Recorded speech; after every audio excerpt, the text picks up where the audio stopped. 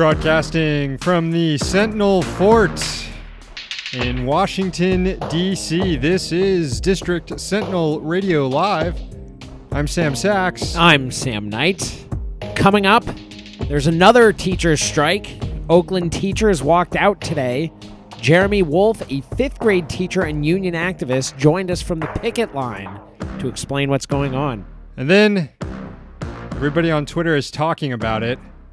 The Awful Pundit Tournament 2019. Its creator, Tanky, joins us a little later in the show. Sweet 16 voting is underway. We're going to see who's going to make the Hateful Eight. That's coming up. Plus, we've got the garbage can at the end of the show. The Bernie 2020 announcement sent folks into a meltdown online, and many of them make up tonight's roster of garbage candidates. It's a donut Twitter extravaganza in the garbage can this week. They're still using that emoji, huh? The donut emoji. Yeah. Well, even if they aren't, they'll forever be known by it. They are still using it? Some of them are. I saw someone tweet recently, imagine being one of those people who use the donut emoji for the donut Twitter and trying to explain to someone why you're using the donut. Do you remember why? I remember why. It doesn't have something to do... No, I don't remember anymore. Does it have something to do with Nina Turner? It does. Yeah, okay, I thought it did. Nina Turner went to the DNC HQ to have a sit down with them, just to try to smooth things over between the Bernie camp and the establishment center, so to speak. And they ran out on her. They just totally locked the door and gave her some donuts, as if that was some sort of grand gesture. And what she was upset by that. She was upset by that. Yeah, reasonably so. Reasonably so, and now they are proud. Her. They are proud of this donut Twitter. Total fuck you to people who they inevitably try to blame for everything. Yeah, except they have to vote for them. That you are required to vote for them. But don't try to make them work for it. That's for sure. Anyways, Congress is out of session this week, but there are some stories worth mentioning quick before we get into the Oakland teachers strike here. A couple miles north of the studio, literally just like 4 miles north of here, Silver Spring, Maryland, a white supremacist was arrested. He's a member of the Coast Guard too. Had 15 firearms, over 1,000 rounds of ammunition in his house. Apparently he wanted to kill everybody, like a Turner Diary scenario, in order to establish a white society. He was looking to kill lawmakers. Also had searched for socialists, right? Yeah, he Googled socialists. He was it's kind of frightening. I mean, frightening. Yeah, he's nearby. He's in Silver Spring, which is a for a suburb of Washington. It's pretty cool. It's a pretty chill and diverse sort of place. So it's kind of disturbing that he was there. You would figure a neo-Nazi who stockpiled weapons might be in Northern Virginia.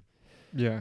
The bad news is he wanted to kill a whole bunch of people, including leftists. But the good news is he was dumb as fuck, like most fascist scum. Yeah. He was Googling mass murderers on his work computer as he works for an arm of the federal security apparatus. Yeah. So it's the only thing saving our country right now is how goddamn stupid all the fascists in power are.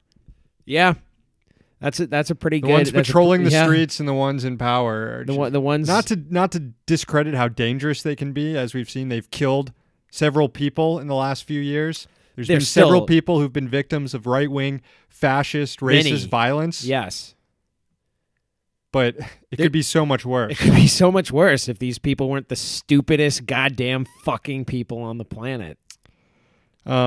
Watching MSNBC today, I wanted to hear about this story. I turned on MSNBC, which is obviously the wrong place to hear about this sort of stuff, because instead MSNBC was doing wall-to-wall coverage of the Jussie Smollett case, this actor who faked a hate crime against himself to get a better deal or to get more better paycheck or something like that. First off, actors, man. Actors are weirdos. As someone who did drama in high school and hung out with a lot of actors and immediately got turned off by it once I got to college, when I guess like people get real serious about it, actors are weird fucking people. So this doesn't surprise me all that much that somebody would concoct this plan and that they'd be an actor that would have done this. But yeah, MSNBC when they're not carrying the water for the CIA, they're carrying the water for MAGA hat people who want to deny that there's any right-wing violence in the U.S. This story is their story right now. Yeah, running with the the story that fascist chuds are obsessing over to prove that there's no racism, and while doing that, ignoring a neo-Nazi murder plot. Yeah, exactly. I'm not saying they shouldn't be covered at all. Fine, cover the Jussie Smollett case because people cared about it when it happened. You have to update people on the news story. Take a little bit of the press conference if you want, but they covered it for an hour straight. An entire hour block was dedicated to this. On the same day, or the day after, white supremacist was arrested who was trying to kill fucking everybody. Ironically, I think we did see some coverage of this story from Stephanie Ruhle, who usually is the one sort of leading the vapid news coverage. I mean, they had to talk about it eventually. We watched for like 2 hours. Finally, it came up. It reminds me when Bernie announced on Tuesday morning, and I flipped on MSNBC right afterward, and they were interviewing like William Weld, the guy who's considering who ran as a libertarian, and he's considering challenging Trump on the GOP ticket. Yeah, good luck with that. Good luck getting Republicans on board with ousting Trump. Yeah. So the Mueller report, speaking of which, the Mueller report is coming out soon. Yeah, reportedly. CNN saying this, New York Times, Washington Post have all said that Mueller's report could be coming out in the next week or so. At least be turned over to the Attorney General, Barr. I didn't read any of these stories. I refuse to read these stories until the goddamn report itself. Barr's going to decide whether or not it's going to be public. It's not. But I guess we're running out of days here for Mueller's really jacked FBI agents to bust down the door of the White House and drag Trump out of it, kicking, screaming. Even more realistically, though, we're running out of time that Donald Trump Jr. might get indicted on something. Oh, yeah, that's true. Or Jared Kushner might get indicted on something. I mean, if all this, a lot of people we're gonna be able to test the work on a lot of people over the last 2 years who've been reporting on the Russiagate thing, hyping up the Russiagate story. We're gonna see what's there finally in the next few weeks, and I'm sure a lot of people who went overboard, assuming that we aren't getting the indictments against Donald Trump Jr., Jared Kushner, and aren't getting like clear evidence of Trump engaging in a conspiracy with Russia to target voters and manipulate certain districts and things like that. Whatever the fever dream is that's been put out there. A lot of people's reputations should be on the line here, considering how they've behaved over the last 2 years. But obviously, given the way our media works, nobody will be held accountable at the end of this. I am still hopeful that Donald Trump Jr. will be indicted just because he's such a dumbass. He had to have lied at some point. Right. I think he can still be indicted without that proving there's some huge conspiracy that validates all the paranoid ranting and raving about Russiagate. I don't think, for example, that Mueller is gonna bring down a death sentence on Steve Bannon for treason, as former conservative MP Louise Mensch said. Brings her no joy. To report this, but as someone who's pro-life, it brought her no joy. Yeah. She tweeted. So I don't think we're gonna see, as much as I would like to see, the Steve Bannon death penalty for whatever, really. Although treason is kind of badass. We're not going to see it. No, I mean, I think that, I'm not saying nothing happened here, but I think that the worst of what's happened has already been known. It's already out in the public. Yeah, Trump's team took a meeting with Russian officials promising dirt. Looks pretty likely that these Russian officials were also lobbyists on this issue of abortion. That was their job. This Veselnitskaya lobbied on this issue, wanted to get in the door with the Trump administration. So it's not clear, cut and dry, but even if they did take this meeting, there's been no evidence that anything was exchanged. And maybe Mueller's report will have the evidence here. We'll see. But we know that Trump has probably committed obstruction of justice since then. And we know that Trump is engaged in a whole myriad of other crimes that have been revealed from this, from the hush payments with Michael Cohen that violated federal election law to the constant violations of the emoluments clause in the U.S. Constitution. There's more than enough to launch impeachment proceedings against this dipshit right now. And I don't think the case is going to get any better when the Mueller report drops. So if Democrats are hesitant now, I don't think their hand is going to get better in a few weeks. Yeah, but I could be wrong. You're right. I think you nailed it. So I've remained pretty skeptical about this whole process, but at the same time, we could see something. I want to see the report. I think the best we can hope for is Donald Trump Jr. getting arrested, which might happen, quite frankly, and that would bring me a lot of joy. I would say that would be the best Twitter day since Scalia died. I don't know. Scalia dying was top. Yeah, Bernie's announcement was pretty good a few days ago. True. Yeah. So, speaking of Twitter, I tried to report Marco Rubio's account today because he keeps on begging for Venezuelan generals to do a coup, like out in the open. He keeps doing it. This is like, what, week 4 now? Yeah, every day. Anyway, about the coup. I feel like this should be against the terms of service. Like, I got banned for way less than trying to do a coup. Yeah, you called Red Steez a dumbass or something. Rubio was tweeting, I guess, at the commander of the president's guard or something. I'm not sure if that's entirely what they call this force, saying that they should think very carefully about the actions they take over the next few days in Venezuela because their actions will determine how they spend the rest of their life. Do you really want to be more loyal to Maduro than to your own family? Says Rubio, acting like a fucking mafia boss here. Or a guy who's taking part in a coup here. It's not going so well, I guess. Yeah. If we're reduced to Marco Rubio begging day after day for members of the Venezuelan security apparatus to overthrow the elected leader of the country. I remember the hope of his first few tweets when the demonstrations started several weeks ago. I bet Rubio thought this was going to be done in like a week. And here he is 4 weeks later begging people on Twitter to do the right thing and making threats that none of them possibly are afraid of. Yeah. Well, I mean, the bad news is that with all the nefarious cast of characters involved in this, from Elliot Abrams to Donald Trump to Jair Bolsonaro to Ivan Duque, I don't think they're going to stop trying. True. The tactics will only get more heavy-handed here. It's so gross. Anyway, I guess we will talk more briefly about the situation in Venezuela later in the show when we read some shitty PR emails. Oh, yeah, we will. So, on to the interview? Yeah, let's do it. So today, public school teachers in Oakland became the latest educators to walk out on the job. Like their comrades all over the country, teachers in Oakland claim that local school officials are ramming through a neoliberal agenda, harming the city by underfunding public schools and diverting resources to experimental charter schools tied to elite donors. To discuss the strike, we were joined from the picket line by Jeremy Wolff. Jeremy is a 5th grade teacher and a union activist as chair of the Oakland Education Association Political Involvement Committee.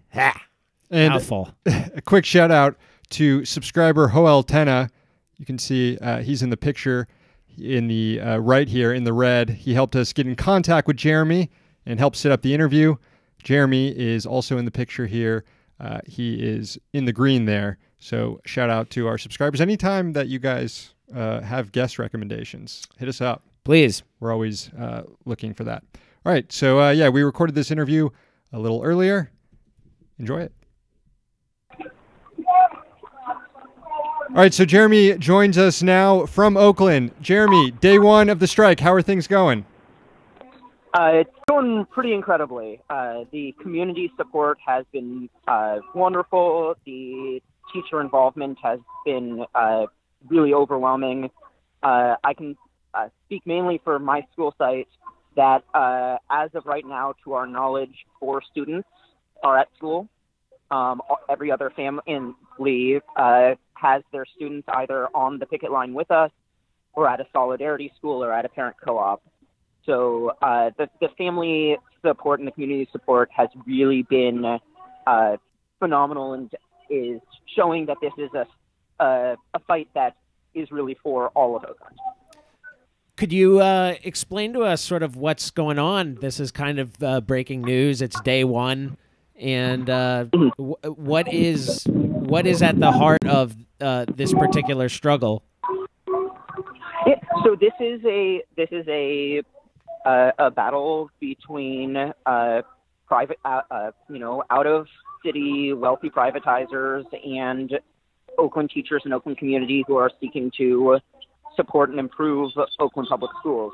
So Oakland teachers have been in without a contract for 2 years now. We came in looking for really 3 planks. We wanted to make sure that class sizes got smaller so students could have teachers with a better ability to focus on them and invest in them to differentiate their lessons. And we put that in with an equity lens.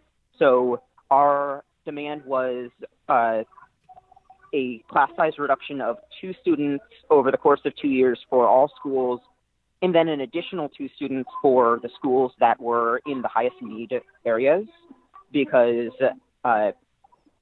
we knew that this is a struggle where we need to make sure that the communities that need it more get more attention and more support.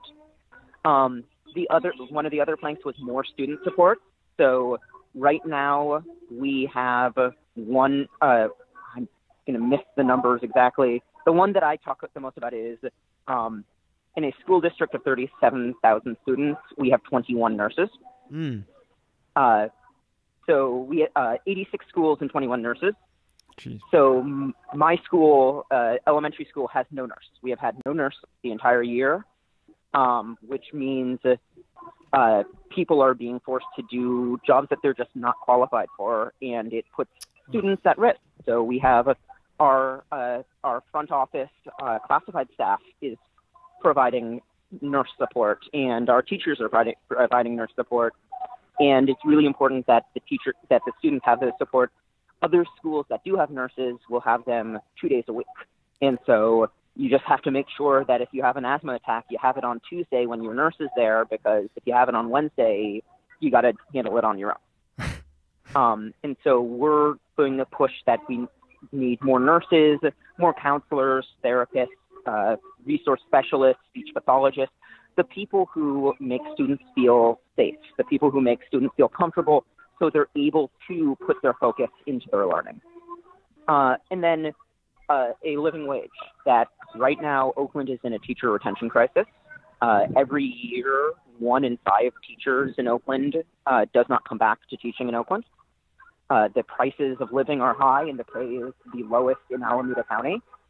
And so that means that 1 in 5 classrooms has an experienced teacher. I think it is, the number I might be a little bit off on the number, but over the course of, I think it's 70% of teachers leave within the first 5 years. And I can say as a 3rd-year teacher, you don't actually become really good until 5 years in. I believe I will be good. I believe I'm doing a fine job now, but you got to have the experience and you have to have the knowledge to actually become good. And we're losing our teachers as they build that experience. Well, and then, yeah. I was going to say, you come highly recommended by the father who is a subscriber to our Patreon of one of the sons of one of the students in your class. So that's good enough for us, Jeremy. All right. Well, that's flattering to hear. And that is not intended to be a criticism of new teachers, but simply that it is just like any other profession in any other trade. It is something that takes experience and takes knowledge, and you have to build that craft. And then we're talking also about school closures. That Oakland right now the OUSD has proposed closing or consolidating 24 of our 86 schools. They already voted to close Roots which is a middle school in East Oakland. And one of the big things is that these schools are always in the more the poorer neighborhoods, the neighborhoods that have more Black and brown students, and it's disruptive. It's insulting. They did not consult or discuss with the Roots families. They came regularly to school board meetings expressing the fact that they supported their school, that they felt comfortable and at home in their school, but the district is pushing to close it anyways and already voted to close it. And the closures don't help. That out of the, I believe it is 16 most recent schools that Oakland has closed, 14 of them reopened as charter schools. So they're using this argument that there's too many schools to students, but they're not actually decreasing that number because those schools reopened. They just no longer have public input. There's no longer public say in the management of the school. It's an effort of privatization. So backdoor privatization, huh? Yeah. Yes. So that's certainly one issue. Go ahead. So those are really the now the four planks we're really focusing on. The district did not negotiate in good faith. We spent a year in negotiations where they made no offer on class size reduction, no offer on student support, and their initial pay offer was a raise that was so small and tied to increased hours that it actually came out to a pay cut. We then went into mediation. So we reached impasse, went into mediation, went through all of mediation, and only on the last day of mediation did they offer a 5% raise over 3 years. According to the Bureau of Labor Statistics, last year, cost of living in the Bay Area increased by 4.5%. So with their offer of a pay raise, in 3 years, we'll make up for that. And that was on the last day of mediation. So now they waited until the day before the strike to make a new offer. It's a little bit better, but it's still, they're showing that they don't have respect to the negotiation process or to the teachers, students, and community. This seems like a pretty, and correct me if my analysis is off here, but it seems like a pretty strong indictment of the idea that wealth in any way trickles down to public services, or because here we have an area that you have Silicon Valley coming closer and closer, and you have rents going up and lots of wealth being created, and yet public schools, as you just said, are overcrowded and teachers are not getting paid at all. So none of that wealth is being filtered downward to any of the public services. This is it's a real issue of the money is there. The ability to fund the schools is there. California is, I believe, the 5th largest economy in the world. The fact that we can't pay for educating our people is an embarrassment. We are also, we're paying about $10,000 a year per student and about $75,000 a year per prisoner. So if we can fix our prison industrial complex, that money can go to things that help ensure people have livelihoods and don't get into problems. Seems like some of the problems going on in Oakland are perhaps something that people can expect in Northern Virginia, maybe if Amazon comes through with their HQ2 plan, but maybe that's a conversation for another day. I'm not as familiar with where the Amazon plan is right now for Northern Virginia, but what I'd say is the wealth that comes isn't being shared, isn't being distributed. The Port of Oakland is in Oakland. It makes a ton of money. The headquarters of Clorox is in Oakland. It makes a ton of money. There's money there, but they're putting in the effort to make sure they don't have to share it. Our school board was elected with tons and tons of money from millionaires and billionaires from out of state. Michael Bloomberg personally dropped, I believe it was $140,000 on one school board race in Oakland. And I don't believe he has a vested interest in the quality of education in Oakland.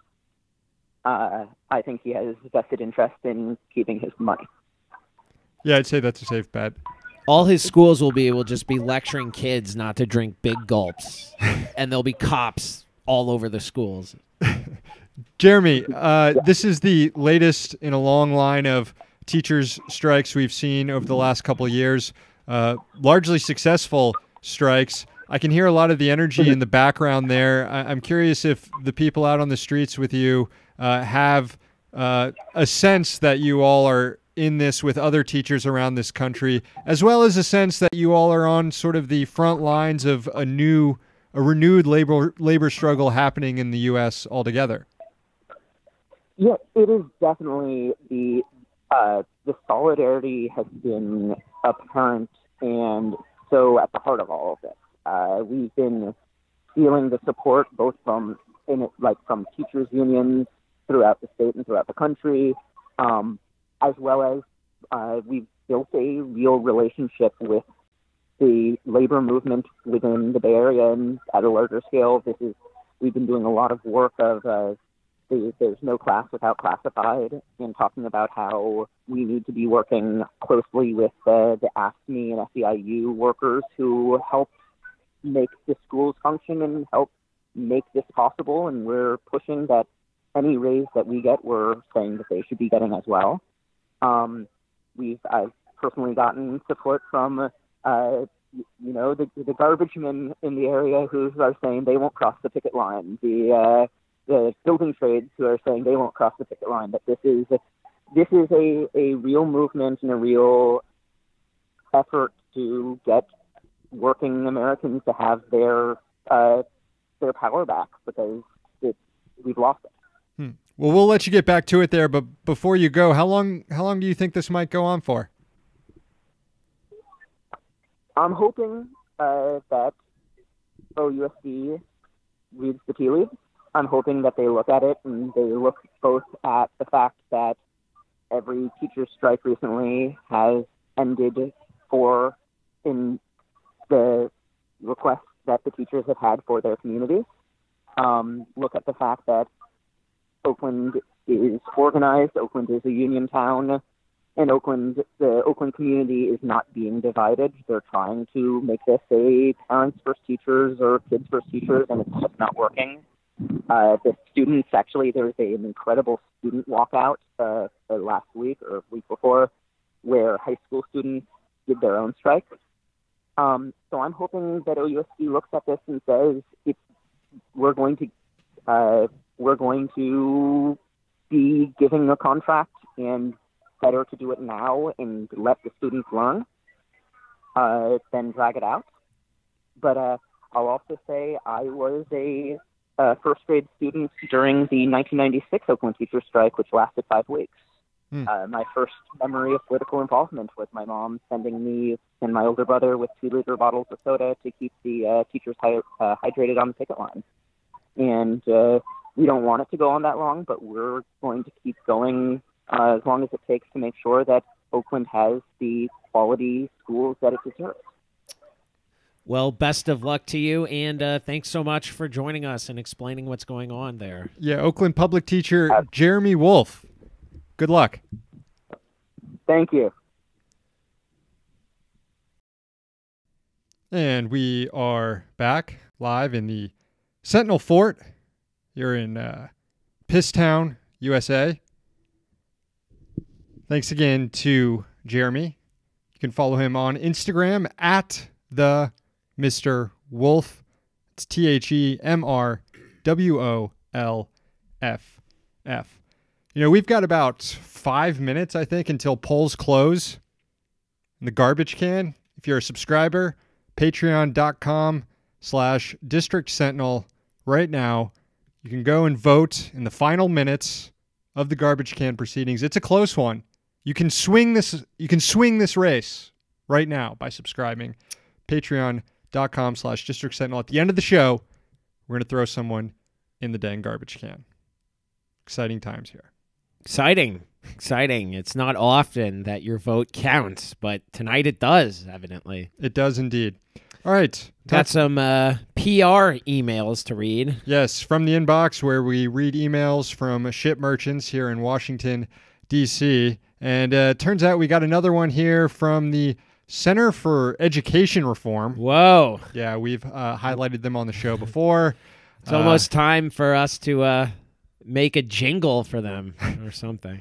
Yeah, these are a bunch of corporate education reformers out there. And I wanted to highlight this email because it's actually kind of newsworthy related to the Democratic race for the presidency.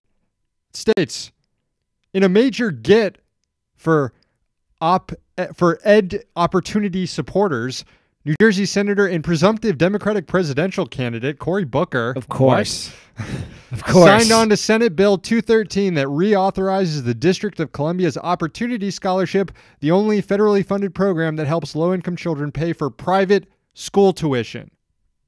That's right, Booker, who, you know, a lot of people think he's progressive.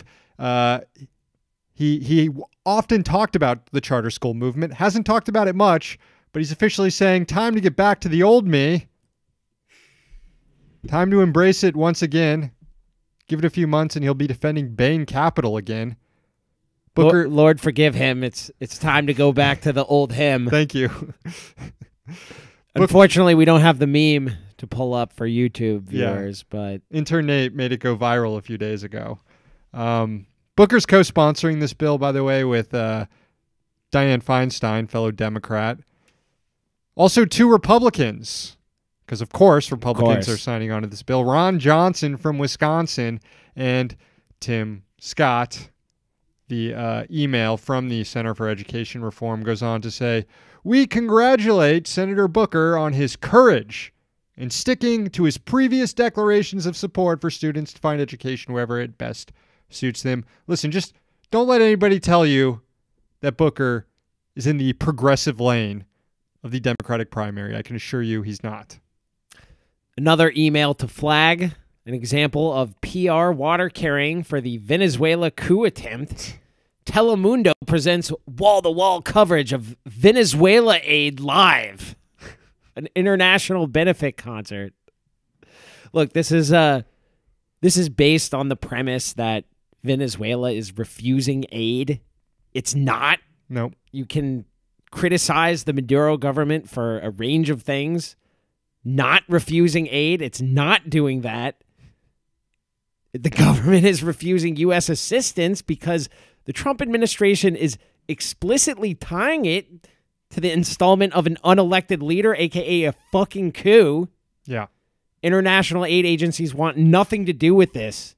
So, politicizing aid.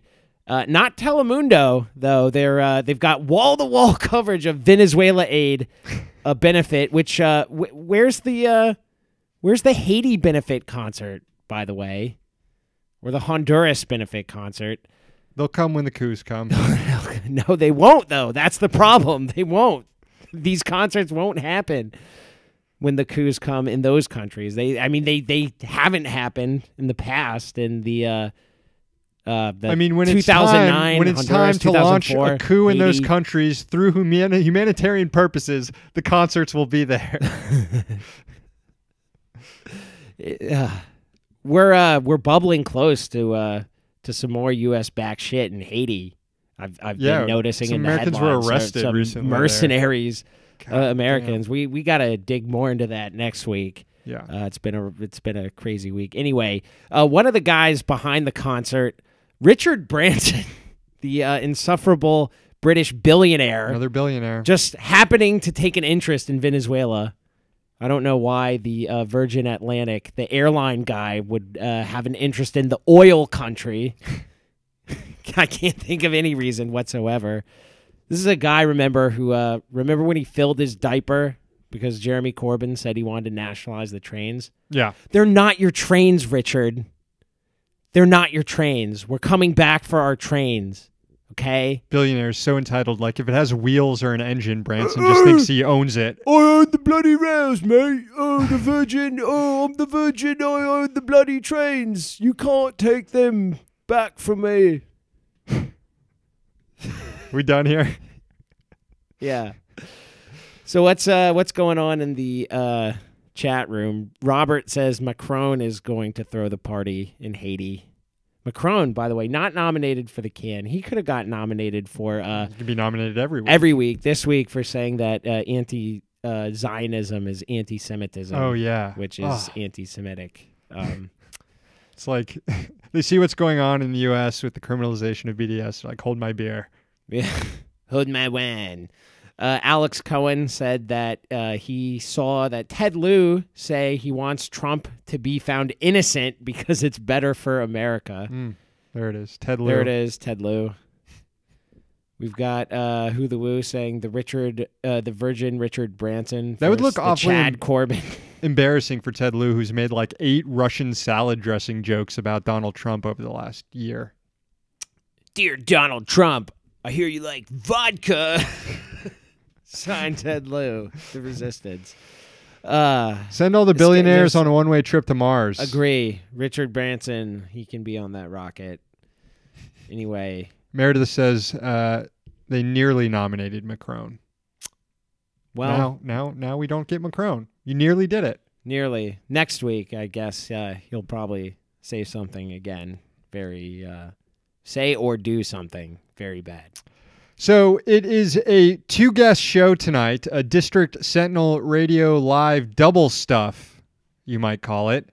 Earlier, we had the pleasure of talking with longtime friend of the show, former Vox employee, and the creator of the hottest thing on Twitter right now, the Awful Pundit Tournament, APT 2019, the one, the only, Tanky Viciedo. Okay, very exciting times right now for District Sentinel Radio. We are joined by the creator of the Awful Pundit Tournament. It's going on right now. Tanky is on the phone with us at Tanky_Viciedo. You know him, you love him on Twitter, and he's on the air with us. Welcome to the show, Tanky. What's bappin', Sam? So we are nearing the end of the Sweet 16. Voting is underway right now in the Sweet 16. Any huge upsets so far? How are things shaping up for the Hateable 8? I think the single biggest upset is it's got to be Red Stephen Miller. Not only did he's made it past Maggie Hamerman in round 1. Ooh. He made it past Kurt Schlichter last round, Colonel Kurt himself. And right now, he's looking to upset Laura Ingraham, the 2 seed. What? Wow. Nazi salute herself, Laura Ingraham. There are contributing factors here. I think on the one hand, it might be that he just really wants it. He's, boosting. He's saying, come on, I got to win this thing. I know I suck. And on the other hand, I think maybe a lot of people just don't understand that he's not the White House Stephen Miller. That would make sense. He could be trying to get his own followers to vote for it because he thinks it's like some badge of honor. I noticed people did that a little bit with last year's tournament, with last year's APT. Have you noticed more energy this year and more people trying to rally their supporters online to carry them forward in this tournament, oddly? That's absolutely something that has happened. People are enthusiastic about this, ranging from the low seeds to the high seeds. We've gotten, people that just, they really want to be a part of this thing. Let's start with the low seeds. Esoteric Jeff and Charles Pierce, like, they knew they were underdogs. They're like, man, I'm going to get just squashed round 1. Charles Pierce, Ben Shapiro, he goes, yeah, I'm UMBC in this thing. And sure enough, yeah, he just got squashed. And same goes for Esoteric Jeff. He drew Chris Cillizza round 1. I mean, there's nothing you can do there. Is Saliza still hanging around the tournament asking to see feet pics? You will not believe this, but he beat out Megan McArdle. Ooh. Wow. I'm curious. That's one where you've got to wonder. That's got to be name recognition, because just pure vile awfulness. You look at the Grenfell take and you just, how do you not vote for her? I mean, a big announcement has happened in the middle of this tournament, in the middle of the Sweet 16, and that is Bernie Sanders announcing he's going to run for president. What sort of effect has that had on the entrants in this year's tournament? I feel like a lot of people, in response to this announcement, have made a renewed argument for why they belong in this tournament. See, I don't think it's going to have much of an outcome as far as this tournament is concerned, but something that I want to key the listeners onto is that we're already projecting onto how we're going to build the tournament for 2020. And the system I've devised is that we've relegated half of the losers from round one, and they will be going to the qualifier round in 2020. The qualifier round in 2020 is it called the championship now? The prediction for the 2020 qualifier is it's going to be bigger than any event we've had in the history of the tournament. It's going to be called the Punderdome. How many people are we expecting here? Punderdome? I'm trying to set it so that there will be 160 entrants in the Punderdome. And that way the top 10% will make it into the actual tournament. So are there that many awful pundits out there?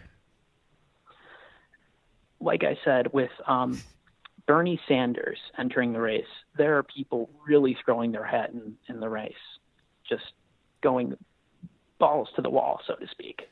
So I was wondering, if you are doing a relegation system, is it going to be like one home, one away? Is it going to be like 38 matches, so to speak, whereby it's not just a single elimination tournament? It's like, if you're going to play relegation, is there going to be a league? Do you know what I mean? Like, no, I don't European think there's soccer be, style. No, league matchups. No, disappointing. Relegation is simply being bumped out of the tournament. Now, the people who were eliminated in round one that finished in the top half, they're locked in. Got it. Okay. So, you say, oh, that guy, I can't believe he got eliminated in round one. He split the vote 50-50. Well, they're locked in for next tournament, so they have a better shot, and they might be seated a little lower, have a different kind of matchup, but they're locked in. Is Clara Jeffrey still in this? Clara Jeffrey, she made it past round one, beating out Joyanne Reed. I think that was a really tough matchup, but she was eliminated by Walsh Freedom, Joe Walsh. Let's give the 4-year-olds guns. See, I think if that matchup would have happened a few days later after Bernie's announcement, Claire Jeffrey might have gotten the bump she needed to make it through the next round. It's possible, but I don't know. The Kindergartens is some powerful stuff. So who's left? Who are we looking at this year's tournament? Yeah, who's making it to the Hateable Eight? Well, let's run down the Sweet 16. We've got Ben Shapino versus Thunder Dan. That would be the baseball crank. And I think we're looking at Ben Shapiro to take that one handily. We have the Eggland's best, Eli Lake, versus Chris Saliza, the Fix, Show Feet, Sweetie. Wow. It's a heavyweight. It's setting up for a Hateable Eight matchup between Shapiro and Saliza. Damn. I mean, I saw Shapiro was up by a lot. Has he been challenged at all in this tournament, or is he kind of cruising right now to a repeat? So he is one of the people that did find the tournament, I believe, in the second round when he was facing off with Sean Hannity. And he said, I'm Duke in this tournament, to which Murder Brian from Street Fight said, more like David Duke. I got to tell you, the name that sticks out to me, the Cinderella, who in recent weeks has really made a case for themselves, Max Boot. Is Max Boot the real deal? Boot. Can Max Boot take down this tournament as a 9 seed? He could go all the way. Right now, He's facing off with Barry Weiss, Stav in a wig. We have him labeled. And, who's stopping him? He's out there putting in the work, saying Elliot Abrams innocent. And what else do you need? And so let's keep going down. We've got Ann Coulter versus Megan McCain. We have her labeled as Mrs. Domino. And that's, girl power, the future is female. And the winner of that is going to get absolutely crushed by Max Boot. Probably. I do think Boot is going to take it. He's a shoo-in. He's a Boot in. One year the glass ceiling might get broken at the APT. It's not going to be this year, though. Boot has been too prolific. Well, he's just been churning out bad take after bad take after bad take. And you cannot stop Max Boot.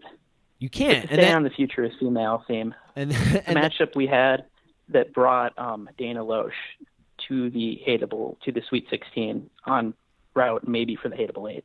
She beated Katie Hopkins, which is that's impressive. That was a heavyweight matchup, 1 seed versus 9 seed, with Dana taking it all the way, and she was a huge figure in last year's tournament, making it all the way to the championship match. Wow, that's right. That was a big year for gun. Yeah, that was how the current events impacted the APT, which you see occasionally. Well, yeah, that was much like Max Boot coming out in support of Elliot Abrams, propelling him possibly, through to the Fakakta 4. Dana Loesch was peaking because it was right after the Parkland shooting. And so you have her out here trying to spin this and do damage control for something that is, would not be possible without guns. All right. So should we pick this up next week when we have more of a Hateable 8, or maybe 2 weeks or something? We'll hear from you again soon, right? Right, Slater? Fuck.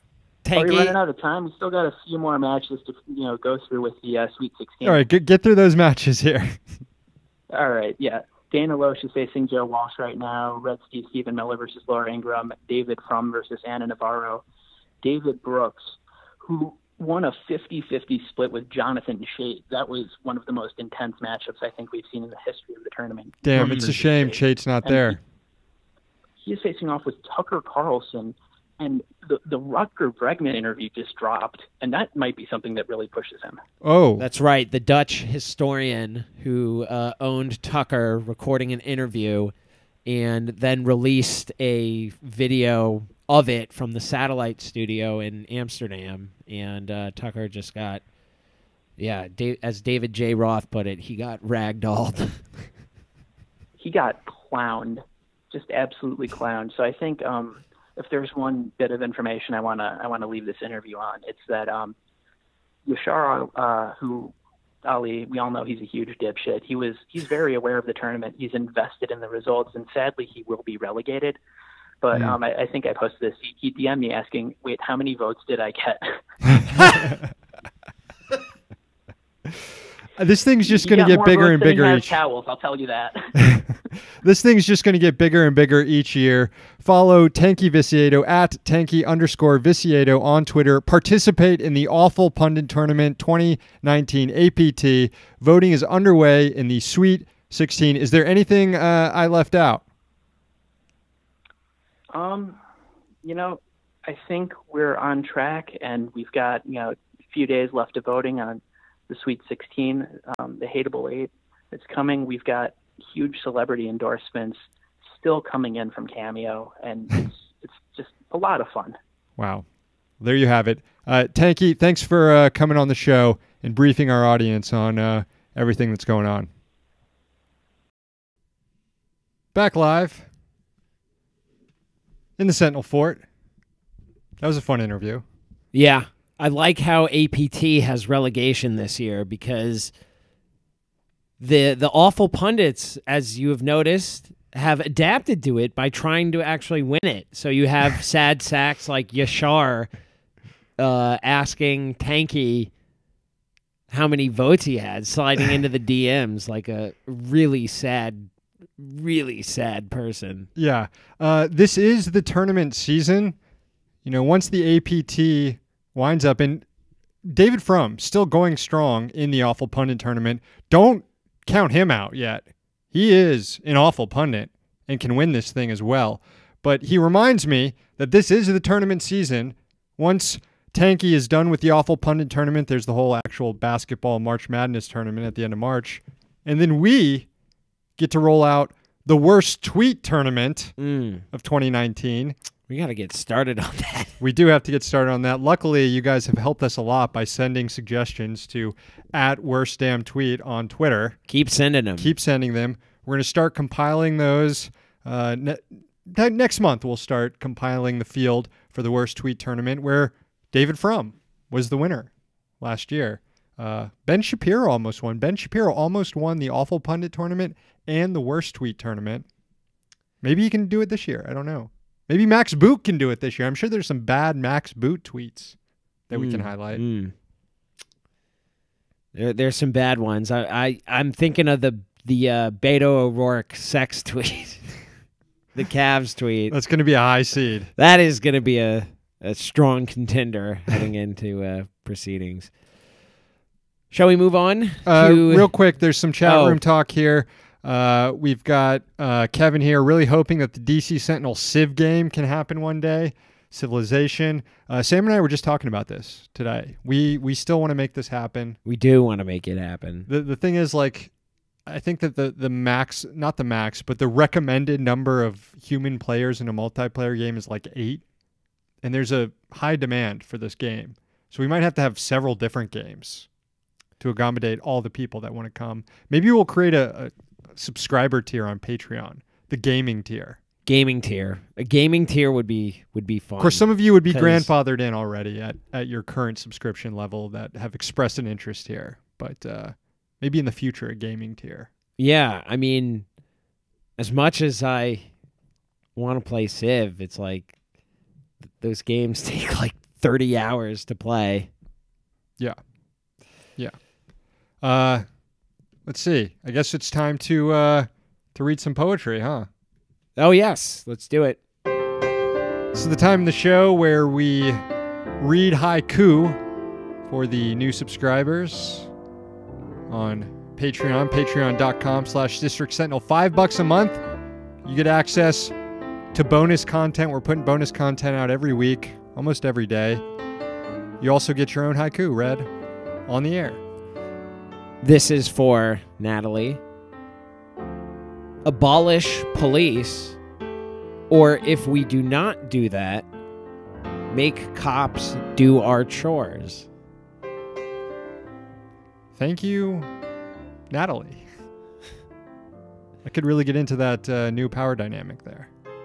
How about they police me? My dishes. My overflowing garbage can. How about they police, police the, I don't know. There's so many puns you can do with policing things and doing chores. There are. Patreon. Look, just take out our trash. Yeah. In the meantime, go to patreon.com. Once again, patreon.com/District Sentinel. $5 a month. You get access to bonus content. You help a little news co-op here trying to survive in Piss Town against all the ship merchants and lanyards and everybody that lives in this place. So, it's the end of the show.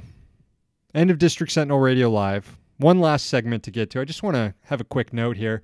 We open up our garbage can segment to you, the subscribers, to nominate people and then to vote for who at the end of it. And there was a lot of enthusiasm to nominate AOC this week because she did not endorse Bernie. Her people said that they aren't even thinking about the election right now, which is a pretty reasonable answer. It is pretty far from the election. I think it's a little unfair right now to attack AOC on this. And trust me, this is coming from people who nominated AOC to the garbage can last week and almost threw her in the garbage can for joining in, for not defending Ilhan Omar. But I think we can give her time on this. But when the campaign really gets started, once the first debates are underway, as we start getting closer to the Iowa caucuses, I expect AOC to endorse Bernie. And if she doesn't, then we can start nominating for the garbage can. I mean, she has an important voice right now. She's going to have an important voice in the Democratic primary. She has a lot of people who are obsessed with her. She knows how important and how different Bernie is from the other people in this race. And if she doesn't endorse him, it's strictly a play to power, to the power circles in the Democratic Party, to not offend anyone. And that would be pretty damn disappointing. But I wouldn't be surprised. But we're going to hold off on the official garbage can nomination. And I think we have a right to do that since we did nominate her last week. We're not afraid to go after AOC. Yeah, let's be clear. She didn't like quote tweet Sally Albright or anything here. She just hasn't come out yet. It's so early. Like, we're still like a year away from Iowa here. So I don't begrudge anyone for not wanting to jump into the muck this soon. All right. Having said that, interns, bring in the can. Whoa. Bring them in. Oh, intern Nate, not home yet. No, but the interns know how to do their job without Nate being around. They actually do it better without Nate being around, they frankly. Do. It's 9 o'clock. Yep, right on in Do here. you know where your intern Nate is? Yep, just said it right in there. Man, it is stinking up the place. You know, they occasionally keep it clean. Guess they haven't for a few weeks. All right, garbage candidate number 1, Donut Twitter. On Tuesday, Bernie Sanders announced he was running for president, and Donut Twitter completely lost their shit. I mean, to start with, Claire Jeffrey immediately tried to resurrect the Bernie bro phenomenon, saying the test will be if Bernie will denounce his online supporters. When pressed on whether or not Hillary Clinton should have denounced her many awful online supporters, Jeffrey backtracked immediately or tried to reframe what her argument was. Meanwhile, one of Kamala Harris's online supporters and prominent Donut Twitter member, Rosie O'Donnell, reacted to Bernie's announcement by engaging in blatant ageism. You'll be 80. He's too old. No more old white men. Hashtag Kamala Harris 2020. Wonder if the candidate, Kamala Harris, is responsible for what Rosie O'Donnell is tweeting here. Hillary man Tom Watson reacted to Bernie's historic fundraising day by yelling at reporters to tweet about his baggage instead. Are you guys going to dig into his baggage or just watch the money meter run? This is getting ridiculous. This was sent at 7:46 a.m. on February 9th, the day that Bernie fucking announced. Like, he didn't give like a couple hours to see the fundraising numbers before he's already hassling reporters about it. Former Hillary Clinton campaign staffer Adam Parkhomenko claimed that part of Bernie's fundraising was coming from Russia. Of course. What about Russia? He said in response to reports about Bernie raising $1 million from all 50 states. Parkhomenko and a lot of other accounts, not even worth mentioning at this point, also engaged in casual anti-Semitism, raising fears of money grubbing or the Jewish Bolshevik Bernie. Tom Watson also managing to work it into a complaint about the media somehow conspiring with Bernie, watching the money meter run. Parentheses. In addition, there's people making up stories about Bernie bros in the wild, just being disrespectful to women everywhere. Folks are sharing old videos of Bernie defending communists, which they think will sink his campaign, but which are actually just cool as hell. Bring on the videos of Bernie in the 80s. There have just been so many meltdowns over the last few days from Donut Twitter that we could be here all night providing examples. So let's just nominate the entire dang lot. Donut Twitter, you're nominated for the garbage can, and I think it's going to be hard to beat him this week. You got to love some of the gripes over the Cold War politics in Central America. Now that, especially with Elliott Abrams back in the news, how dare Bernie Sanders not join in Elliott Abrams' genocide? How dare he not do that? Garbage candidate number 2, Max Boot. Look at that dumb motherfucker. One of the worst upward failures in Washington. Boot gave everyone yet another insufferable lecture this week. He tweeted out a recent column yesterday summarizing it thusly, quote, Historians bear some blame for the increasing irrelevance of their discipline.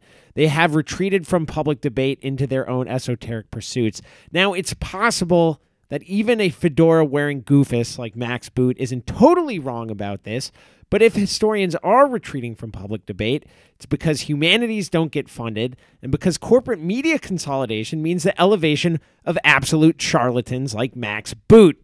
He's a guy who's constantly rewarded for being wrong about U.S. militarism. He's a guy whose name sounds like what you want to do to his groin. This week, Max Boot is nominated for the garbage can.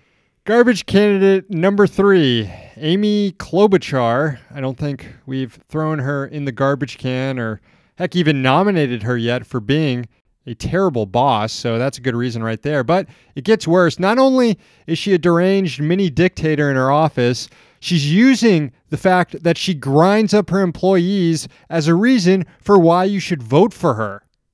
Quote, here she is, quote, I'm tough. I push people. That is true. I have high expectations for myself. I have high expectations for the people that work for me, and I have high expectations for this country. A chicken in every pot and a binder hurled at everyone's freaking head. Klobuchar 2020. America, time to shave your boss's legs.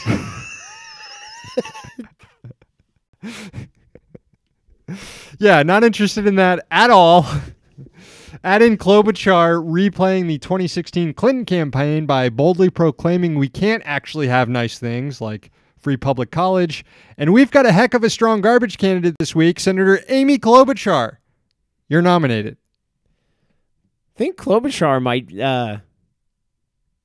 I don't know. I haven't been checking the votes. Is she up there? Is she a contender? Well, anyway, we'll get to that soon. I think she could win. I think she could take this. Garbage candidate number 4, the Independent Group. The other shoe has finally dropped in the UK. Labour Party centrists split off in protest of Jeremy Corbyn to create a new party called the Independent Group. Unsurprisingly, these insufferable pricks are already working with Tories. 3 Conservative MPs have joined the 8 Blairite scumbags who totally shit on the voters that elected them as Labour MPs with Jeremy Corbyn as their leader. Of course, these absolute scumbags defended their fuck you to voters in the fucking smarmiest way possible. According to the Mirror, independent conservative Heidi Allen said, quote, this is what the big parties do. They want to crush the birth of democracy. They just get together and just form a new fucking party in a back room, and they have the gall to talk about democracy. The contempt for the electorate here is yet another naked attempt to knife the left in the back. Every Labour MP who joined this farce is a fucking disgrace. This week, the Independent Group is nominated to the garbage can. Didn't one of the members say they left because of Labour's anti-Semitism and racism and then immediately do racist stuff on television? Oh, yeah. The first interview was a... I can't remember the parliamentarian's name at the moment, but they said...